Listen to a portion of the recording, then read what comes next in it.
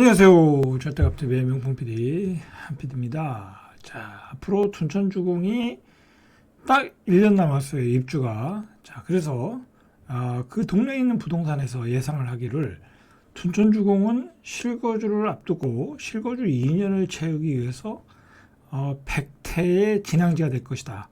그러니까 아주 온갖 100태의 일이 벌어질 것이다 라는 거예요. 실거주 의무를 앞두고서. 자, 왜 그러냐면 일단 그 분양받은 그 아파트 그 개수가 분양권이 4,800개가 넘어요. 그죠? 그 중에서 잔금을 못 치르는 분양권이 뭐 반이라고만 계산해도 한 2,500개 정도만 된다고 해도, 그죠? 2,500개가 잔금이 없어서 그걸 팔아야 되는데 못 파는 경우가 못 팔 수 있다라는 거죠. 그죠? 왜 그러냐면 실거주 의무를 해야 되니까. 그죠? 팔고 싶어도 못 판다. 그런데 잔금이 없다. 그러면 어떤 일이 벌어지겠어요? 불법이 만연하겠죠. 불법이. 그런데 그 불법도 쉽지가 않아요. 왜 그러냐면 둔천주공 말 그대로 온 국민의 관심사잖아요. 그죠? 거기서 일어나는 일은 분명히 신문에서 다 화제가 될 것이고 그걸 정부가 무시할 수가 없는 거죠. 자, 그런데다가 지금 실거주 의무가 자, 올해 예정된 국회 소요 일정이 오는 6일, 그러니까 12월 6일이죠. 자, 이때는 이미 이제 힘들다고 지금 보는 거야. 왜 그러냐면 내년 4월에 총선이 있잖아요. 그죠? 총선이 있는데 실거주 의무를 폐지한다. 이거 쉽지 않죠. 그죠? 뭐, 지금의 야당이 반대를 하겠죠. 그죠? 지금 야당이 반대를 하겠죠. 왜 그러냐면 전세 사기 여파야. 지금 전세 사기 때문에 난리가 났어요, 여러분. 이 대전 같은 도시에서 몇 천억이 일어났고, 그리고 예를 들어 얼마 전에 뉴스 보니까 한 1,500명 정도가 피해자라고 그래요. 최근에 일어난 건수만 가지고. 자, 더 되겠죠. 그러면 대전만 해도 한 2, 3천 명 된다고 그러면 대전 같은 조그만 도시에서도 2, 3천 명이면 그 피해가 어마어마하잖아요. 근데 여기다가 또 갭 투자하라고 실거주 의무를 폐지한다. 뭐 굉장히 역풍을 만날 수 있죠. 그러니까 이게 처리가 안 될 가능성이 높다고 보고 있는 거예요, 지금. 그래서 그 실거주 의무 폐지하겠다라는 법안이 폐기될 위기에 있다라는 거예요. 그렇게 되면 둔천주공에서 온갖 백태가 일어난다라는 얘기예요. 자, 오는 12월 15일이면 당첨자 발표로부터 1년이 지나서 일반 분양받았던 4,786가구가 전매가 가능해요. 근데 그 동네 둔천주공에 있는 부동산의 소식에 의하면 분양권은 문의가 없다라는 거. 문의가 없다. 진행되는 건도 없다. 왜냐면 실거주 의무가 있으니까 팔고 싶은 사람도 못 팔고, 그죠? 사고 싶은 사람도 살 수가 없는 거야. 그죠? 그런 상황이다라는 거예요. 자, 그런 상황이니까 법이 통과될 가능성도 줄어들었다. 잘못 거래했다가는 최악의 처벌까지 받는다. 예를 들어 분양권을 팔았는데 실거주 의무를 지켜야 되잖아요. 폐지가 안 되면 그러면 벌금 내야 된다는 거야. 벌금 내는 정도가 아니라 계약이 취소될 수 있다는 거예요. 취소될 수 있다. 그러니까 당연히 분양권을 팔지도 못하는 거죠. 자, 현행 주택법상 거주 의무 위반 시에는 해당 주택은 LH가 매입하게 된다. 또는 1년 이하의 징역이다. 그러니까 지금 뭐 그래도 프리미엄이 지금 붙었잖아요. 그죠? 그 프리미엄이 붙었는데 그 뭐 다 날아가는 거죠. 그죠? 그냥 계약금만 받고 이제 돌려줘야 되는 거죠. 만약에 실거주 의무를 안 지킨다고 하면. 그러니까 불법적으로 어떤 형태로도 거래를 하고 실거주 의무를 안 지킨다고 하면 그것은 이제 분양권을 뺏길 수 있다라는 얘기예요. 예를 들어서 이럴 수 있잖아요. 그 거래를 하고 내가 전세를 사는 거야. 그죠? 거래를 하고 소유권을 넘겨주고 내가 전세로 사는 거야. 자, 그게 안 된다라는 거야. 법상으로 소유권이 있는 상태에서 거래를 해야 실거주 의무를 지켜주는 거지. 소유권이 없는 상태에서 실거주 의무는 안 된다. 팔고 내가 전세 사는 것은 안 된다라는 거예요. 그러니까 뭐 방법이 없죠. 딱 방법은 한 가지가 있어요. 어떤 방법이냐면 팔고 나서 그냥 내가 사는 거야. 그리고 잔금을 조금 남겨놓고, 몇 억 남겨놓고, 예를 들어서 몇 억 남겨놓고, 그 다음에 2년 뒤에 잔금을 하면 되는 거야. 그건 상관없겠죠. 그죠? 자, 그런데, 그렇게 되려면은 두 가지 변수가 있어요. 일단 내가, 예를 들어 한 전세 금액이 9억이잖아요. 그죠? 전세 금액이 9억인데, 그 9억을 파는 사람이 가지고 있어야 돼. 그죠? 그게 쉽지 않겠죠. 그죠? 그게 쉽지 않겠죠. 자, 그리고 너무 전세 기간이 그 소유권 이전 기간이 너무 길어진다는 것도 사는 사람 입장에서는 꺼리겠죠. 그래서 잘 그 정도의 거래밖에는 방법이 없어요. 여기 이 둔촌주공은. 자, 그러니까 이 분양권 가격이 최고가 대비 5억 이상 떨어졌어요. 지금 5억 이상 떨어졌어요. 이게 최근에 이제 한 7, 8월 달에 고점을 칠 때, 지난 4월에 고점을 쳤네. 이거는 한 3억까지 갔네. 그죠? 22억 9,600이니까 한 3억까지 갔어. 오버된 거죠. 이거 굉장히 오버한 거죠. 자, 이게 19억 5,400만 원까지 떨어졌어요. 19억 4,500만 원 떨어졌고, 그 다음에 최근 거래된 게 11일자 거래된 게 17억 9,400만 원, 한 18억까지 떨어진 거죠. 그래서 한 5억까지 떨어졌다라는 거죠. 그죠? 이제 앞으로 실거주 의무가 폐지되면 막 급매물이 나올 수도 있겠죠. 왜냐면 이제 여러 가지 상황이 잔금을 이제 못 치는 사람들이 있을 테니까. 자, 문제는 그거죠. 팔지도 못하고 내가 실거주를 해야 돼. 근데 어쨌든 이것저것 합치면은 한 15억 들어가거든요. 그거 15억 있어서 분양받은 사람 없어요. 있긴 있겠지. 그러나 막 줍줍으로 죽고 그냥 무조건 집어넣는 사람들이 많거든.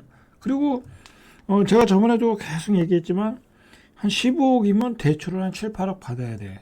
그러면 한 달에 4, 500 이자를 내야 돼. 한 500 이상 내야 돼. 그렇게 가능한 사람이 얼마나 되겠냐고. 그죠?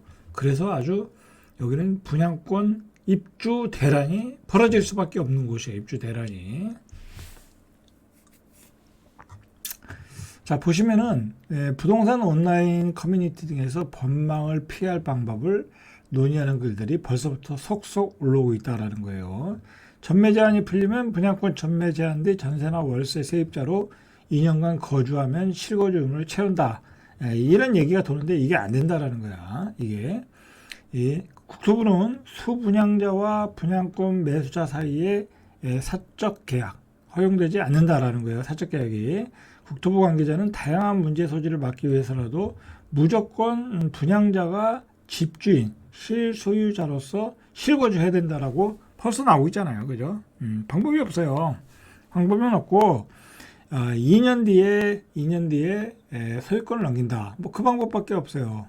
근데 뭐 2년 뒤에 소유권 넘긴다고 해놓고서 뭐 그걸 살 사람도 그렇게 많지는 않겠죠. 그죠? 방법은 합법적인 방법밖에 없어요. 이 분양권을 팔 수 있는 방법은. 이거는 뭐 원론적인 얘기예요. 이거는. 분양권 수분양자 본인이 해외 체류하거나, 그죠? 나는 뭐 미국으로 가겠다. 그죠? 그걸 증명하면 가능하겠죠. 이민을 간다든지 아니면 뭐 직장 때문에 가족이 다 옮겨간다든지 뭐 그런 상황은 인정해주겠다. 그죠? 생업 문제로 전세대 세대원 전원이 수도권 아닌 지방으로 이사한다. 그죠? 이것도 가능하다라는 거예요. 요거는 조금 써먹을 수 있겠네요. 그죠? 뭐 몇 억이 달린 거니까. 그죠? 몇 억이 달린 거니까 내가 다 포기하고 다 옮기는 거야. 그죠? 요거는 조금 써먹을 수 있는 거네요. 군인이 지방으로 발령받는 경우, 뭐 군인이 별로 없으니까 질병 등으로 요양원에 가는 경우, 뭐 요 정도 외에는 실거주 의무를 지켜야 된다라는 얘기예요. 그러니까 요 정도 직장 생업 문제로 세대원 전원이 수도권이 아닌 지방. 자, 이것도 가족이 뭐 애들이 학교 다니는데 다 옮겨갈 수는 없잖아요. 이것도 쉽지는 않아요. 근데 이제 아이가 없는 경우나, 그죠? 아이가 한 명 있는 경우, 뭐 그런 경우는 모르겠네. 그죠? 자, 문제는 또 이게 준공 시기도 원래는 2024년 12월인데, 이게 2024년 11월로 당겨졌어요. 원래는 2025년 1월 중에 했는데, 12월로 당겨졌다는 얘기예요. 12월로 당겨졌다. 12월이나 11월 정도로. 그러니까 앞으로 입주도 얼마 안 남았어요. 그죠? 입주도 얼마 안 남았어요. 둔촌주공 전매 제한 풀릴 때, 전매 제한이 가능해질 때, 그냥 모든 신문들이 그냥 둔촌주공으로 다 도배를 했잖아요. 그죠? 2024년 한 10월부터 또 신문에 도배가 되겠죠. 지금 분위기로 봐서는. 자, 어쨌든 둔촌주공이 전체적으로 시장을 다 살려줬어요. 살려줘서 분양가가 폭등했고, 그리고 대득세 바운딩이 나왔어요. 그죠? 나왔죠. 그래서 집값이 또 급등을 했었던 거예요. 반등을 했었던 거예요. 그러나 이제 둔촌주공도 떨어지고 있고, 그죠? 한 5억씩 이상 떨어지고 있고, 그리고 서울 전반적인 뭐 강남에서도 한 6, 7억씩 떨어지고, 그죠? 뭐 한 40%까지 떨어지고, 이제 40%는 기본이야, 기본. 그죠? 기본이 돼버렸어요. 그죠? 이제 50% 떨어지냐, 뭐 60% 떨어지냐, 이제, 그런 일만 남은 것 같아. 자, 그동안 또 GTX로 집값이 또 번쩍한다, 반등한다라고 또 투기꾼들이 막 띄운 데가 있었죠? 자, 거기가 동탄이에요, 동탄. 자, 동탄도 집값이 5억이 빠졌어요. 전반적으로 크게 빠진 건 5억이고, 전반적으로 한 1, 2억씩 다 빠지고 있어요. 동탄도. 자, 이렇게 전반적으로 이렇게 확산되고 있어요, 지금. 뭐 강남이 떨어지는데 뭐 다른 지역이라고 안 떨어지겠어요. 그죠? 자, 국토교통부 실거래가 공개 시스템에 따르면 경기도 화성시 송동 동탄 린스타우스 레이크, 여기가 이제 동탄 호수공원이 있는데 이 호수공원이 보이는 데예요. 그래서 조금 비싸요. 근데 뭐 호수공원이 보인다고 뭔 대단하다고, 그게 뷰가 대단하다고 이렇게 비싸겠어요. 말도 안 되는 거죠. 자, 전용 116, 이것만 40 몇 평 되겠네요. 한 40, 한 4평? 자, 지난달 1일에 15억 원에 거래했어요. 이거 분양가 제가 생각하기에는 한 7, 8억도 안 돼요. 한 7억 정도 했을까요? 그죠? 이게 20억까지 갔던 거예요. 20억 갔던데 지난달 1일에 15억 원에 26층이 찍었어요. 그러니까 뭐 로얄층이 찍은 거죠. 그런데 이게 10월 달에 10월 5일에 10월 5일, 그러니까 뭐 며칠 되지도 않았네. 20억 원을 찍었어요. 그러니까 이거 뭐 한 달도 안 돼서, 두 달도 안 돼서 이분은 이거 5억 비싸게 사신 거예요. 그죠? 다음에 사신 분은 5억 싸게 사신 거고, 채 한 달에 한 대 5억이 떨어졌다. 자, 같은 면적 저층 매물은 지난달 9일에 13억. 그러니까 그냥 토탈로 보면 7억 이상 떨어진 거예요. 7억 이상 떨어진 거야. 자, 동탄도 분위기가 이래요, 지금. 분위기가 이래. 자, 여기 동탄만 그렇겠어요? 수원도 마찬가지예요, 수원도. 뭐, 내일 한번 수원을 알아보죠. 수원도 떨어지고, 동탄도 떨어지고. 그죠? 그럼 용인도 떨어지겠죠. 그죠? 자, 가장 최근에 거래된 같은 단지, 전용 98, 같은 단지예요. 가격이 5월에 13억 8천만 원, 7월에 12억 8천만 원, 9월에 12억, 계속 떨어지네요. 그죠? 11월 중순에 11억 원. 그죠? 한 2억 8천 떨어졌네요. 그죠? 2억 8천. 많이 떨어진 거잖아요. 그죠? 이거 뭐 13억 8천짜리 2억 8천 떨어지면 어쨌든 많이 떨어진 거잖아요. 고점에서. 화성시 청계동 동탄역 시범 하나 꿈의그린. 여기 이제 그 역세권이죠. 전용 113제곱미터. 지난달 15일에 13억 5,800. 이것도 뭐 GTX 여기 이제 곧 개통한다 해서 많이 올랐죠. 최근에 또 9월에 15억 원에 거래됐어요. 자, 한 달 반 사이에 1억 4,200이 또 떨어지겠죠. 그죠? 계속 떨어지겠죠. 뭐 한 10억 근처까지는 떨어지겠네요. 분위기로 봐서는. 바로 옆 단지인 동탄역 시범 호반 서밋 전용 84도 지난 10월 28일에 8억 7천만 원에 거래됐고 9월 중순 거래가 9억 4천보다 7천만 원 떨어졌네요. 그죠? 그러니까 동탄도 전반적으로 다 떨어지고 있어요. 그죠? 자, 올해 하반기 전용 101제곱미터 실거래가 8억대를 유지하던 청계동 동탄역 신안 인스빌 리베라 1차도 지난달 8일에 7억 6천에 거래됐네요. 그죠? 8억대에서 7억대로 주저앉았고요.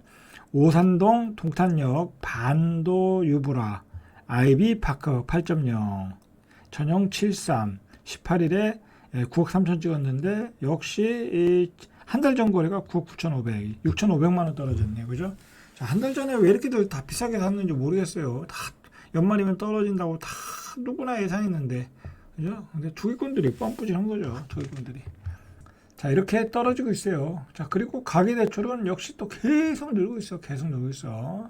자, 이제 우리가 이제 가용할 수 있는 가계대출은 뭐 거의 다 쓴 것 같아. 그죠? 이제 정부도 위기의식을 갖고. 자, 11월 달에 4조가 또 늘어났다는 거예요. 그동안 한 6조씩 늘어나다가 8월에 6조 9천억, 10월에 6조 8천억. 그죠? 그나마 이제 정부가 정신 차린 거죠. 뭐, 40년 만기, 50년 만기 뭐 이제 그런 거 하지 말라고 하니까 그냥 4조 원대로 줄어들었다. 아직도 많다. 자, 이 가계부채가 굉장히 부담스러워졌어요. 정부도. 그래서 이 대출을 억제하겠다라고 하는데 말만 그럴 뿐 또 무슨 뭐 신혼부부 뭐 무주택자 뭐 젊은이 무주택자 해서 또 내년에 50조 푼다고 그러죠. 자, 말만 그러는 거예요. 자, 이상 절대값 TV의 명품 PD 한 PD였습니다.